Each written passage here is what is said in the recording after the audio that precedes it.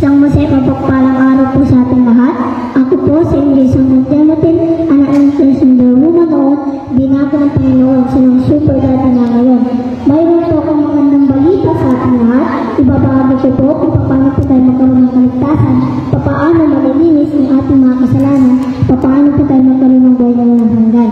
Masasabi po sa Roma 6:23, sapagkat ang kamatayan ng kabayaran ng kasalanan, ngunit ang walang bayad ng kaloob ng Diyos ay buhay ng walang hanggan sa pamamagitan ni Kristo Jesus na ating Panginoon. Masasabi rin po sa Roma 10:9, kung ipapahayag ng iyong bibig na si Jesus ay Panginoon at buong puso kong sumampalataya na siya'y muling binuhay ng Diyos, maliligtas ka. May po ba doon? Masasabi rin po sa Juan 3:16, sapagkat gayon na lamang ang pag-ibig ng Diyos sa isang katawan, kaya ibinigay niya ang kaisa-isa niyang anak upang ang sinusumpaltay sa kanya ay magkaroon ng buhay na walang hanggan. Masasabi rin po sa unang Juan 5:12-13, kung ang anak ng Diyos ay nasa isang tao, mayroon siyang buhay na walang hanggan.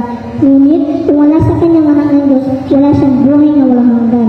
Sinusulat ko ito upang malaman ninyo na kayong sumasampalataya sa anak ng Diyos ay may buhay na walang hanggan. Amen po ba doon? Kaya napapanginitay natin, kilalanin at tanggapin po natin ang ating Panginoong Hesus bilang siya ang ating Panginoong Diyos, Hari at tagapagligtas. Amen. To God be all the glory po, and God bless us all. Thank you. Amen. Amen. Isayang oras, glory to God po. Sa ipitipakat tayo, aluran si kami po, Lord, sa Diyos sa katawan. Amen. Isayang oras, mandasal tayo.